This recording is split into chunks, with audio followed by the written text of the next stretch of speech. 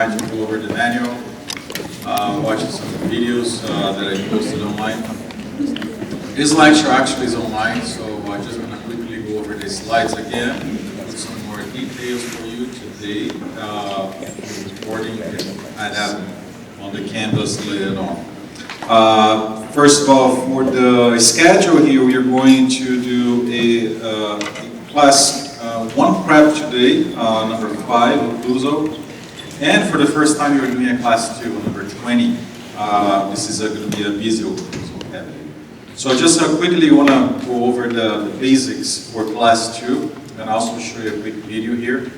And today, don't worry too much about isolation or matrix bend, because we're not storing this T. I want you guys to pay attention on the preps, and mainly get feedback from the faculty on these 2 preps. First thing first, these are the 3 main burrs you could be using VPR. I want you guys to concentrate, for high speed, okay? Concentrate on these 3 burrs, nothing else. You don't need anything else beyond this point here, because I know we're going to learn different burrs coming up with Dr. Asaf's course, and you're already using diamond points with Dr. Reyes. But for VPR, I want you guys to concentrate on 3 main burrs for high speed. Number 1 is a 330.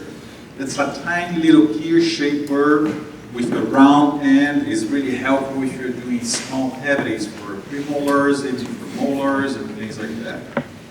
Number 2, and I consider the most important burr, that's why it's right in the middle, burr in VPR, is the 245.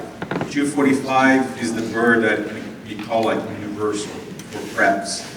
You can do class 1s, you can do class 2s. If you like a tier prep, you can use this burr. I also like to use the 1156. I'm sorry, here's only 56. Depending on the manufacturer, they change the numbers.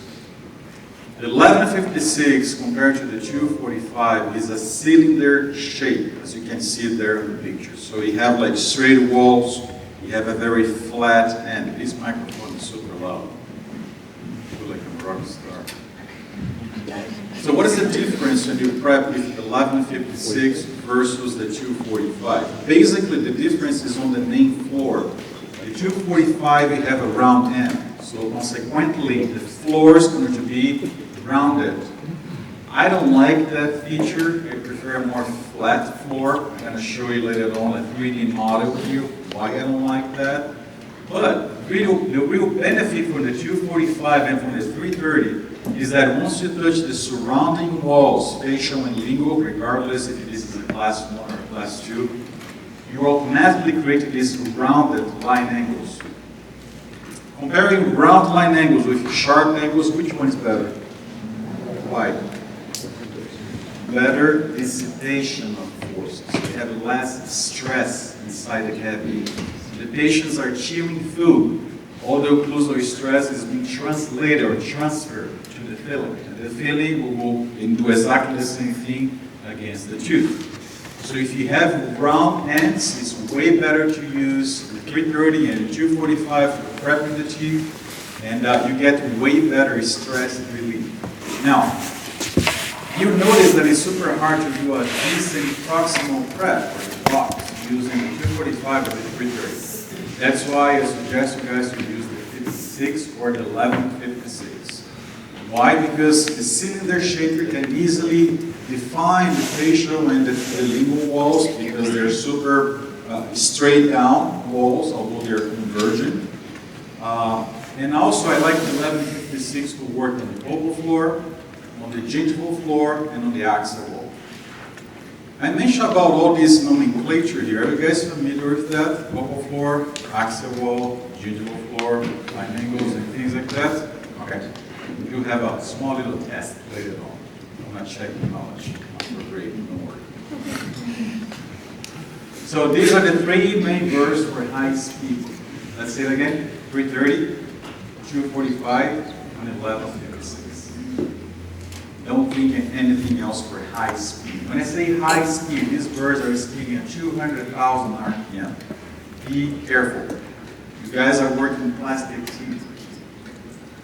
A small little mistake, you're going to create a huge mistake on the plastic tube. All right, so be extremely careful. If you want to drop the speed at the beginning, that's fine, but I don't want to see students dropping to like 35,000 RPM just because I want to be careful not hitting the adjacent tooth or do a decent prep. Don't do that. When you drop a speed in a real patient, you're actually taking more time to cutting and enameling denting. Consequently, you're also generating more what? Heat. Did you know that if you increase the bulk chamber by 3 degrees Celsius, I don't know in Fahrenheit, only 3 degrees Celsius, you can cause your reversible bites. That's it. That's a root canal. So I want you guys to put a speed way on top of 200,000. Don't worry about the tooth. It's a plastic tooth. This is the best pitch you can ever have it, right? You won't complain. You won't have any pain, any sensitivity. And you can also just replace the tooth. Do mistakes. This is the place to do mistakes. Not in clinic. Because in clinic, you're going to fail confidence. All right? So 200,000 RPM, you're going to start doing the preps in high speed. Now, slow speed. This is a different topic. When do you use slow speed? To prep the tooth? To finish a preparation? No, we never use slow speed. You don't finish a preparation with slow speed. Again, you're going to generate heat. Slow speed, we're talking about 10, 15,000 RPM. That's why I only have this burst here. Do you see the shape of this burst? Circular shape. Some people call it the round shape. But this circular shape bursts are important to remove the tape. In real patients, in real life, once you touch the dentin that you have decay, if you're using the handpiece in high speed, it's going to be like nasty. Plus, that is no way to control if you're going to heat the bulk chamber or not. So, rule number 1, prepping a tooth with decay. And if you're making those putting red, I promise I will never use high speed to remove decay. Never, ever. This is out of the question. Once you hit decay, you're going to switch to a slow speed burr. That's a different head that goes on your motor. And this is the main shape I like to use, the circular shape, or the round shape. Now, the bigger, the better, because I'm less aggressive. There's less chance for me to penetrate into the bulk chamber.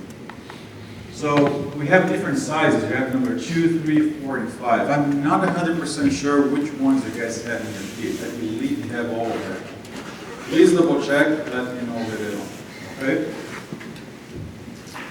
Questions so far? Are you still happy here? Now, prepping a tooth is one step. You guys probably saw the PDF I posted online.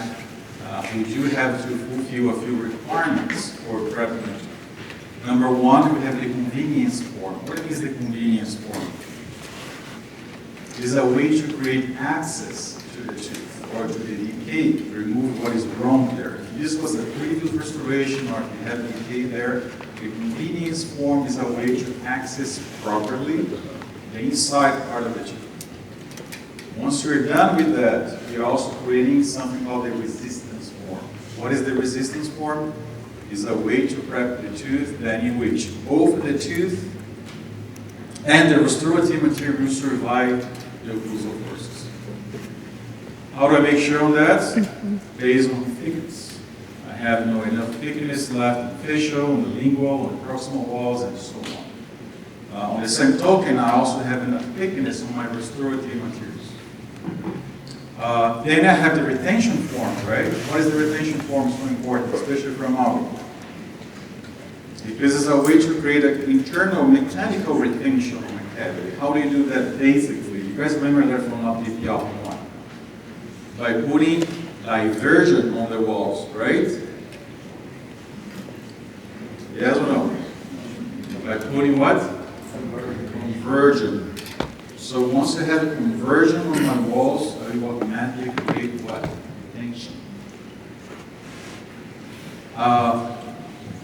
Do I put retention on both occlusal and proximal boxes? Absolutely. You have to.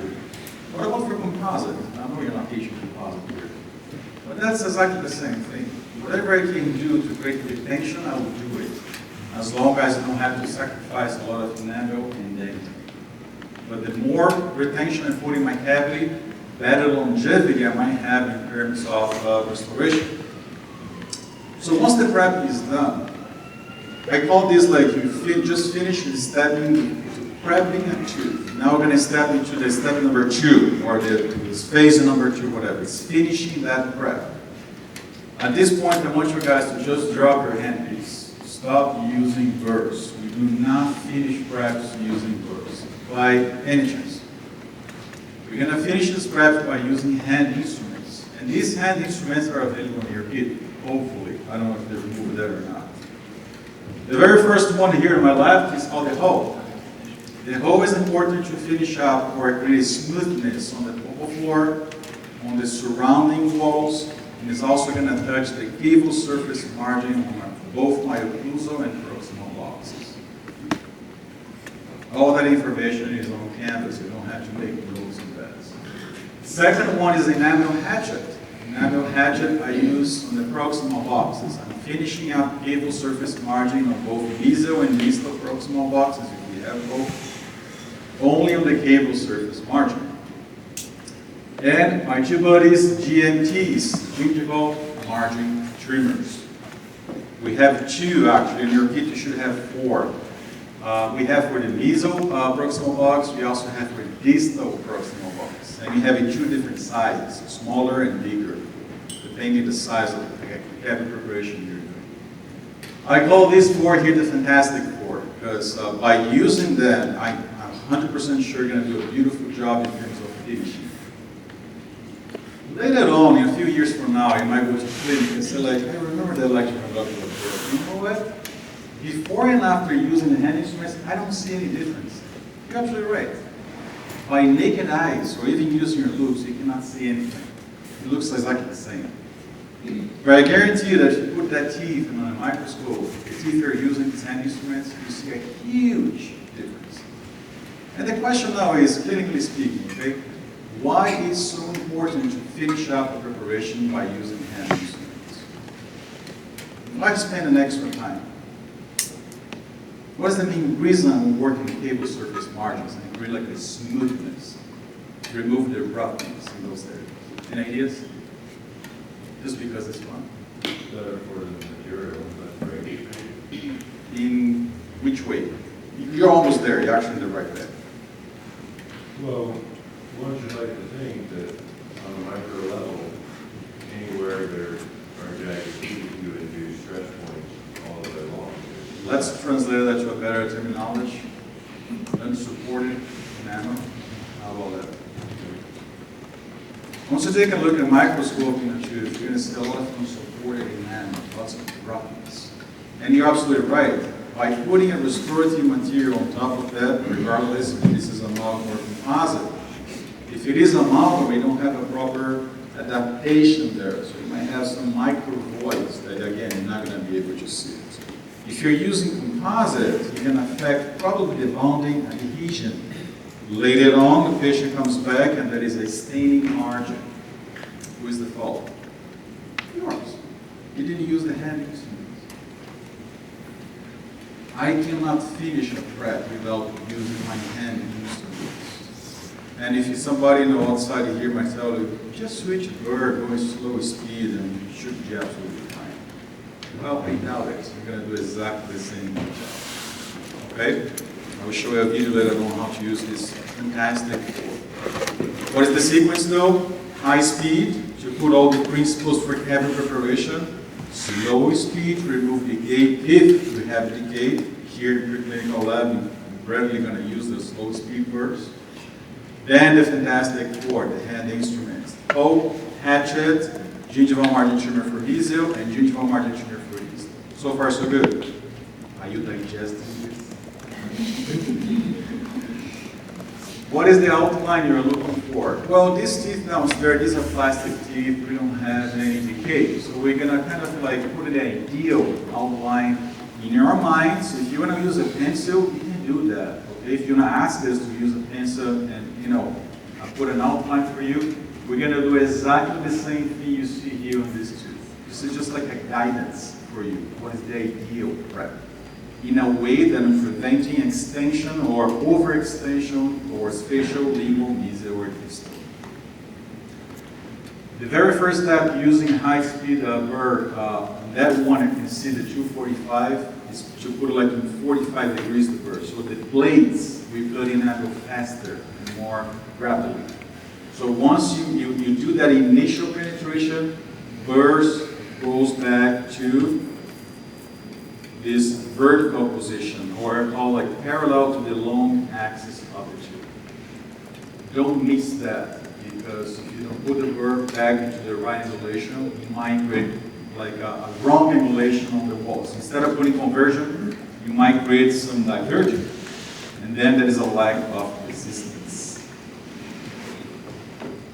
So once I have the initial penetration, I go the central fossa and mesial to distal, and then I'm going to start slowly. What is this point? I'm going to start penetrating towards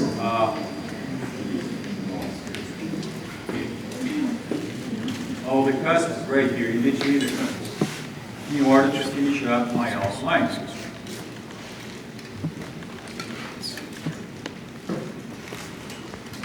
Now, there is some debating about mesial and distal walls when you're doing a class 1. Some authors, they say that mesial and distal walls in class 1, they are parallel, actually, let's say paralelas. This is in Portuguese. So you're also learning Portuguese with some of this. They can be slightly converging, mesial and distal walls, or they can be slightly divergent. Actually, you don't have a consensus on that, so there is no a proper way to do it. So as long as you keep a little bit parallel to the long axis of the tooth, those walls should be absolutely fine. Just keep going here in the sequence. I have my burr. You see how straight is the burr here. It's following the long axis of the tooth. So this way here, once I touch my burr on the facial and lingual wall, automatically going to create what? Convergence. And that's important for retention.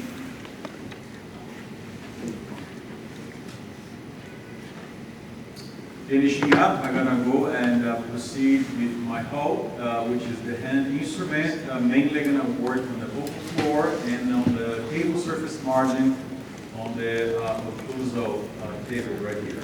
This is the cable surface margin. Okay, I don't know if you guys are familiar with terminology. This is the area that I'm looking to create a very nice and smooth surface. Same thing on the vocal floor. Now, you see that hand instruments are really helpful in plastic teeth. They don't move a lot in natural teeth. Again, it's something that you can really see it. Okay, I want to also remind you on that. So using the hoe, for class 1 is basically, this is the only one here.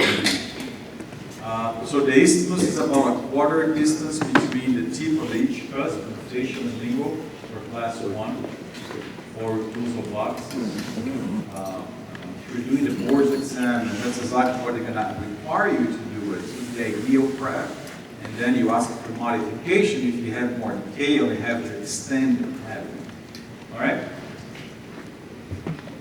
You can see that this is the cylinder-shaped burr. This is the 1156, and this is the 245. You see a difference in the outline here on the shape? This is more like a pear shape, round line angles. And if you're using the 1156, I do have very sharp internal line angles. Don't do that. And I always use the 245. Marginal reach, the leftover should be at least 1.5, 1.6 millimeters. If you go in the textbook, it's saying about 1.6 millimeters. Well, I don't know why, because there is no research proving that. It's just like a number that the author came up. So it was a made-up number. But I think it's good to follow that rule, so at least you're going to be training your hands and putting more skills in your hands when it comes to time to do better preparation. Okay? Action 4 I mentioned to you, and in annual finish you're going to use the hand instruments. Now, there is also a lot of debating that you should put a bevel on the occlusal surface or not. Normally, we do not put any bevels on the occlusal surfaces. So for class 1s and class 2s, no bevels whatsoever, particularly if you're using a model. If you're using composite, now there is a line of authors saying that you might put a bevel on the occlusal because the composites are actually strong enough to resist the occlusal forces. Let's not dive into that yet, because it's we're concentrating on amalgam here first. But I just want to upfront tell you this information. If you're doing interior composite restorations like class 3, 4, 5, you should be absolutely okay for just putting a bevel. Okay? Dr. Asaf will go over the bevel and explain the benefits of doing a bevel. Do you know what is a bevel? Okay, cool. All right. Let's switch. Let's just go over quickly here in the video to show you the sequence. Did you guys have access to this video online? Yeah? Okay, so we're going to just make more comments here. Again, the initial preparation is going to penetrate my burr into a 45 degrees onto the occlusal surface. This is a cylinder-shaped burr. We can also start at the 1156 if you want, and then when I have to switch for the 245 later on in order to create the internal round angles. So as you can see, the more I move towards the tooth, I'm never, ever changing the angulation of my handpiece. So if you're using direct vision, especially you're going to be using downstairs, put the handpiece on the tooth. Make sure you tilt your neck and look at the handpiece and say, you know what, it is parallel to the long axis of the tooth. Now move back your head and start using the direct vision. As long as you don't move your heads, your handpiece towards facial, lingual, mesial, or distal. It's always straight down, parallel to the long axis of the tooth. So once you start creating the outline here, close them there.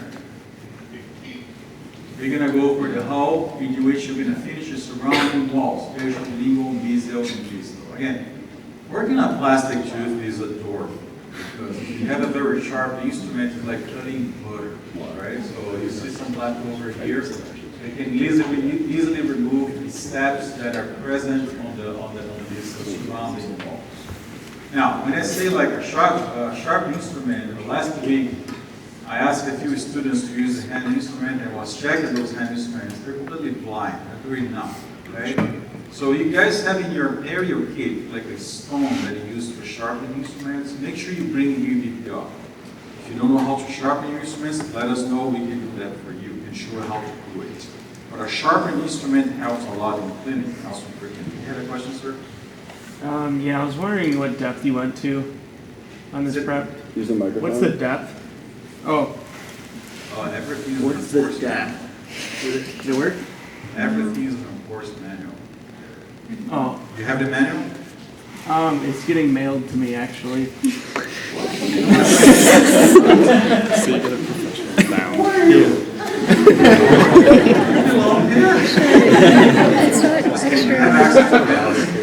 Yes. Yeah, you have. Okay. You guys have access to the manual, right? Yeah. Did yourself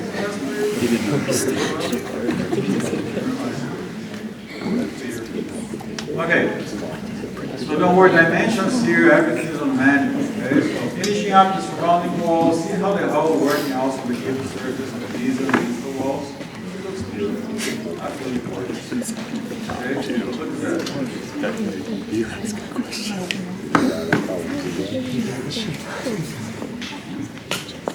I love my job. I love doing preps. Now, you can also switch for class 2, because this is number 2.5, right? By the way, don't have a grading for number 5, don't worry, just like for feedback. Then you're going to switch for class 2. How are we going to switch for class 2? First thing first, you're going to prep a class 1. Don't think about the box yet. Just prep a class 1 the best way you can do it. Keeping the marginal ranges, keeping all the dimensions, the 1.6 on the remaining marginal ranges. And this lecture is also available online, but you don't have to take pictures here. I can download it to you. If you want, then let us know. We can also use a pencil and highlight the outline for you, so you know exactly where you're going. So on the proximal blocks, we're going to just start using our burr and start slowly shaving down towards the adjacent tooth. Now, stop right there. Don't keep going. Ask us to help you how to put a matrix band in between the tooth you're prepping and the adjacent tooth. Guys, this is so important. And actually, I think you have in your kit a special type of matrix band to protect the adjacent tooth. It was specifically designed to protect the adjacent tooth.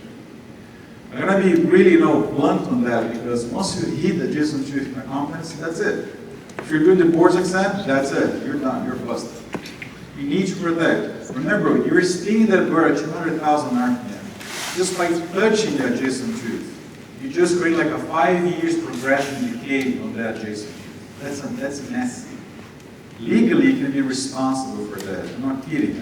I remember I met some dentists that were like sued because they ended up causing damage on the adjacent tooth. So we're going to stop with the matrix band. And again, go back to the high speed and slowly going to decrease the thickness on the marginal ridge. A wedge can also help because we create some space in between teeth. Clinical tip for you. What I like to do is my patient is sitting down. I'm just finishing the anesthetic and the patient is getting numb. Immediately, I put a wedge on the proximal area. Immediately. Before I start prepping the occlusal box. Why is that? Because a few minutes later, that wedge was going to create some sort of space in between these teeth. And that space is actually precious for me in order to avoid damage on the adjacent. So remove the wedge, put the matrix band, bring back the wedge, and then you start decreasing the thickness on my marginal ridge. Once you reach that point, look how beautiful it is. Adjacent tooth is completely protected. The way it's highlighted here, or it's pictured here, is I'm putting the whole matrix band on the adjacent tooth. You don't have to do that. It's a lot of work. The matrix that I'm talking about is just like a sectional matrix. It's a piece of matrix that goes in between these two teeth, together with the wedge. See how much space I have here? Okay, I'm good. You know that for sure there's some protection on the edges. Now, in order to finish it up this, I'm going to tilt my bird, start breaking the marginal ridge from the bottom first. And then using a spoon excavator, I'll break the top of that. There we go. This is another way to avoid damage on the adjacent tooth. I'm going back with my burrs. What I'm doing here? Creating what? Retention, right? How do I do that? Should I keep using the 245? Remember what I said at the beginning? The 245 is not good to do what? Outline for the proximal box. You should switch for what? 1156. It's a cylinder shape. That's the shape I have right there on the picture. So I'm going to switch for the 1156, finish it up with facial, lingual, and gingival floor. And once I'm done with that, I'm going to switch back to the 245 and just touch the internal angle. Why? Because I want the internal angles to be rounded. Does that make sense? Mm-hmm. How beautiful it is. Look at that. Prep is done. Then I'm going to use my hand instruments. What is the sequence? Oh, second. Where? Facial and lingual, gable surface margin. And what is the third instrument? GMT. If you're working in nasal box, look at the numbers of the GMT. The second number should be 80. If you're working in the distal box, the second number should be 95. We have 4 numbers in there. That's how I like to look at my GMTs. Also, the GMT is responsible for rounding up the axial pulpal line angle. That is also a rounded line angle. They want to avoid any stress going on here. Otherwise, the patient is just chewing foods and start having sensitivity. I don't want to do that. You see my hatchet also working on the gingival floor, creating a very nice and smooth gingival floor. Here again is the GMT, rounding that line angle. And there we go. One exception for the outline is the lower versus premolar. So pay attention to that. I don't think we have a project, but if you're in clinic or if you have a case, or if you're doing a board exam, if you're doing first lower premolar, the outline is slightly different because the vocal core is not perpendicular to the long axis of the tooth. Why? Because of the facial and lingual cusps, they're in different inclination. So the vocal floor is actually following the inclination on these two cusps. And that's the only exception. The other tooth, posterior tooth, if you're doing a class 2 or a class 1, the vocal floor should be parallel to this tip of cusps here, or I prefer to call it perpendicular to the long axis of it. Still okay? Not sleeping? Is that digesting okay? Yeah. Are we going to be shown how to do a matrix band placement today? You had to repeat the question. I'm sorry about the very last part. Okay. Are we going to be shown how to do a matrix band placement today? Probably not. I want you guys to concentrate. I asked you guys to watch the video because next week we're storing this class 1 and class 2. For today, I want you guys to concentrate on the practice. No rush. We have time. We have catch-up periods coming out of this. By the way, don't think that doing it is easy just to prep and go home. You know.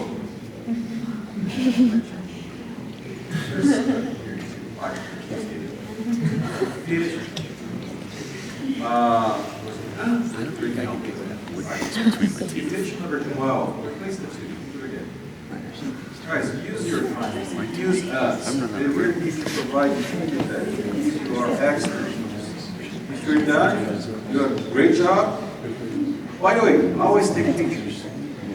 It is amazing how these smartphones nowadays can take amazing pictures. And sometimes instead of using a professional camera, I use my cell phone. Take pictures. If you have good shots, let me know. Next week you can put on the big screen here. Let's share with your classmates. How about that? You're not going to do a competition or anything like that. It's just like a way to see like, hey, I want to see you guys progressing.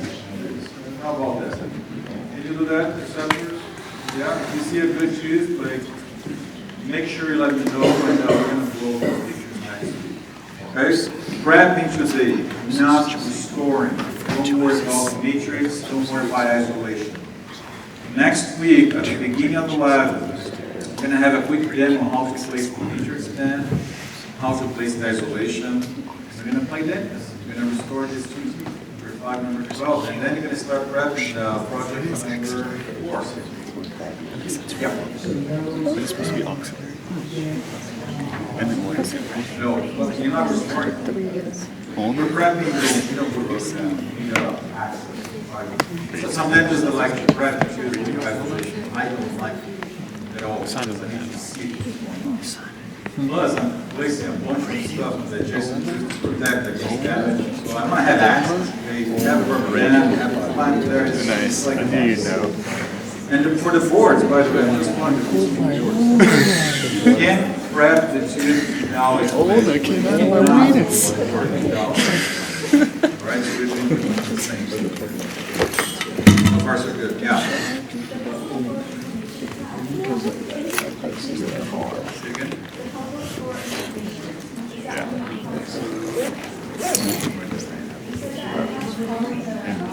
No, it's plus 1. Where is the All told. Remember, well, first of all, I don't have a laser point and it doesn't work here.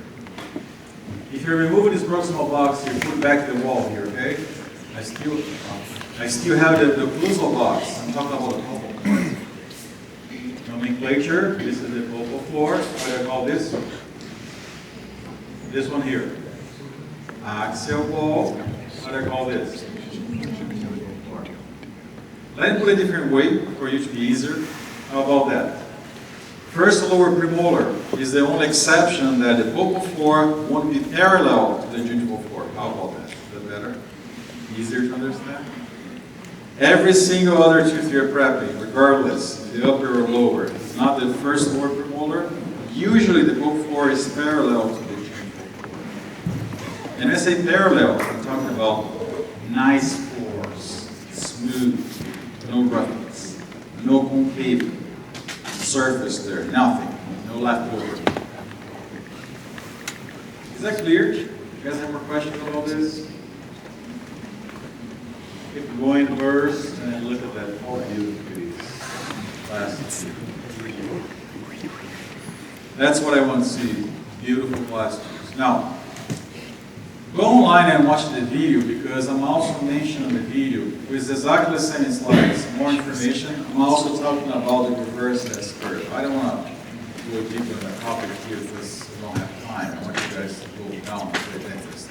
But reverse S-curve is very important. Please go online and watch there. If you have questions, let me know live next. Are you good so far? Let me do a quick exercise here before you jump into the I should have said that on Sunday.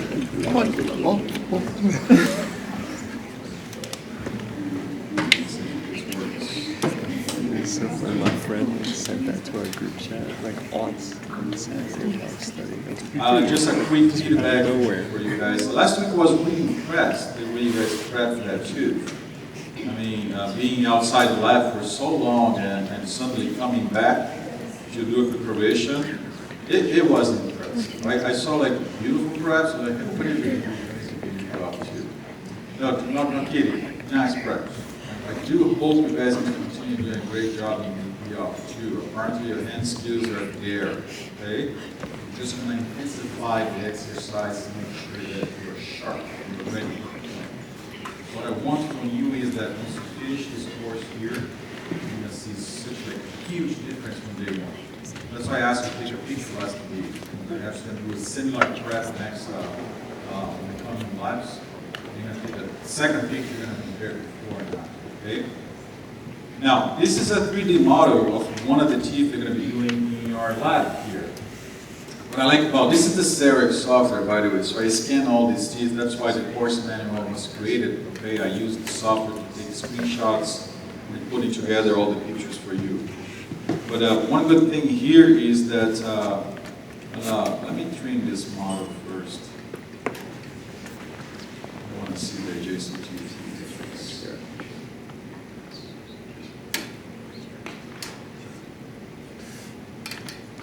So this is a decent class 2 prep. By the way, this is for inlay, so I didn't have like a regular direct deposit prep. But the only difference is the walls are slightly tighter. Okay. But what I can do here, I think this is important. I can trim this tooth with grinding board. Look at that. And let's rotate now because I want you to see this stuff here. You see how flat the vocal cord is? You see the roundness here on the axial vocal line angles? You see how straight down is the axial wall? Again, a very nice round angle towards the gingival core, and a very nice and flat gingival core.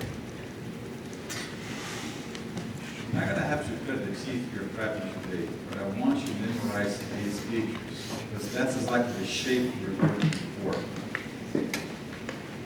Let's go on the other side. Exactly the same thing. How beautiful it is. It's really nice. It's not perfectly flat because I cannot do that with hands. But we're getting closer to that. That actually is translating to longevity for the breath.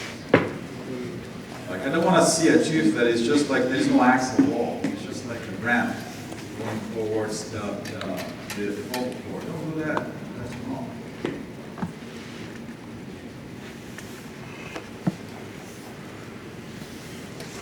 Trim the adjacent teeth again.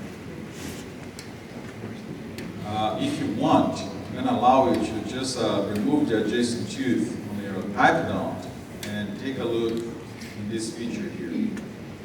Make sure that by looking on the side of the tooth, you see a decent convergence on the proximal box.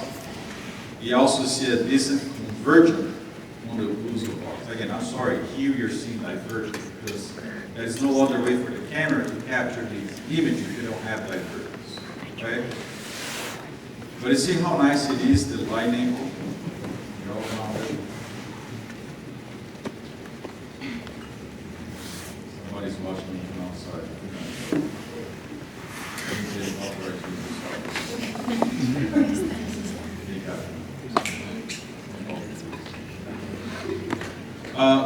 For the preps, you usually see before. For the preps, what I'm looking for is about 1 millimeter axial depth. So that's the distance here on the axial wall. Also for the preps, I'm looking for to see about 1.5 millimeters width for the gingival cord. Now I'll answer a little bit your questions about the dynamic, because I remember the course manual. The course manual. Ideally, it should be at least 1.5 millimeters facial and lingual depth. So put the probe and check if you have 1.5 millimeters there. I don't know if you noticed the course manual. Once you have the page with all the numbers, the following page you have blank spaces that you have to fill out. Put those measurements from your tube. Measure those areas and put the information there, so you're going to get a better feedback from the faculty. All right? Now let's play something else here. Let me highlight for you what we call the caval surface margin and why the caval surface margin is so important.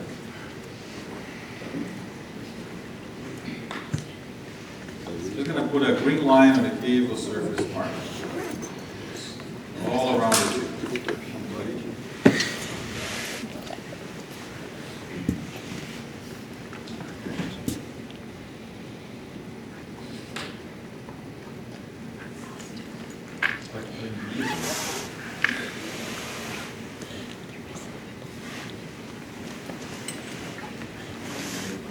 Anyhow.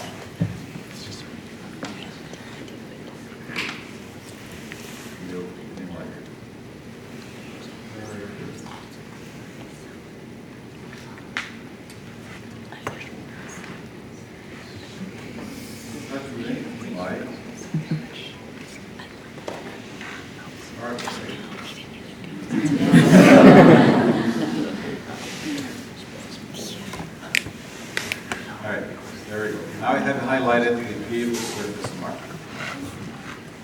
When you ask for feedback, you might come back to you and say, you know what, I think your buccal caval surface margin is rough.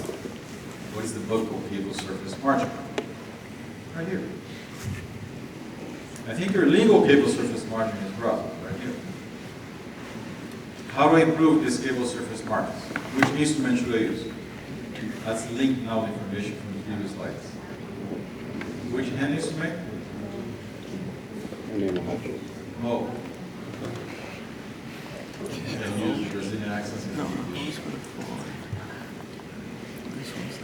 If you come back to you say like this distal facial caval surface margin is rough. What is the distal facial caval surface margin? Or the distal buccal? It's right here. How do I finish this line angle?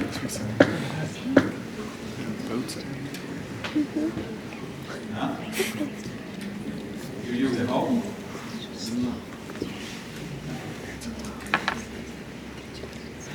Yeah, you use. You guys there? There we go. This is my buccal distal caval surface margin. Which hand instrument is going to finish that caval surface margin? That's it. How do I call this caval surface margin right here? Distal lingual caval surface margin. Which instrument should I use? Hatchet. You see hatchet, you're using both facial and lingual. All right. What about this one here?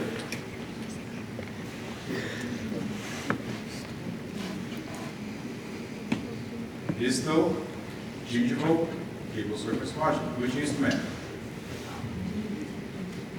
What is the second number? pistol. 95. Great. You guys are fast. You guys are sharp. How about this one here?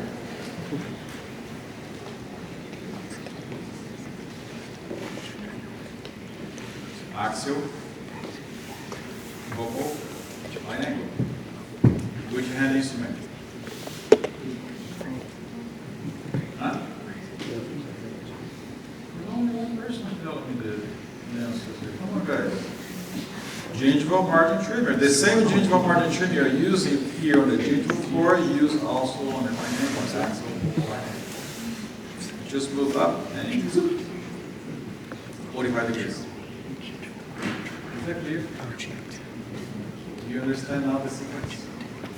First one is this. Oh, second one, hatchet. Third one, gingival Martin Trigger, depending which box you guys are working.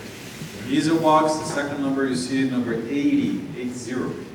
For the distal box, you're going to see number 95, 90. Is that clear?